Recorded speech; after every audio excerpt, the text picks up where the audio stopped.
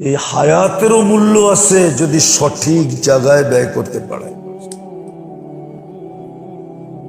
সম্পত্তি 1 টাকা আছে, ওটাকেও যদি সঠিক জায়গায় ব্যয় করতে পারেন তাইলে বুদ্ধিমানের পরিচয় দিলেন। বুদ্ধিমানের পরিচয় দিলেন। দুনিয়া না, আল্লাহ আপনাকে বুদ্ধিমান বলবে, ফেরেশতা আপনাকে বুদ্ধিমান বলবে, রসুল আপনাকে বুদ্ধিমান বলবে। দুনিয়া তো বুদ্ধিমান ওকে বলে অল্প বয়সে 9-6 কইরা খুব উপরে উঠছে, তো দুনিয়া বলে বাচ্চাটা বড় ট্যালেন্ট, ঠিক না? ছেলেটা বড় ট্যালেন্ট, ছেলেটা বড় বুদ্ধিমান, ঠিক না?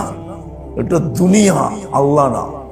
আল্লাহ তো বুদ্ধিমান বলবে ওই যুবককে যে যৌবন কাজে লাগাইছে, বুদ্ধিমান বলবে ওই নারীকে যে নারীত্বকে কাজে লাগাইছে, মূল্যায়ন করছে।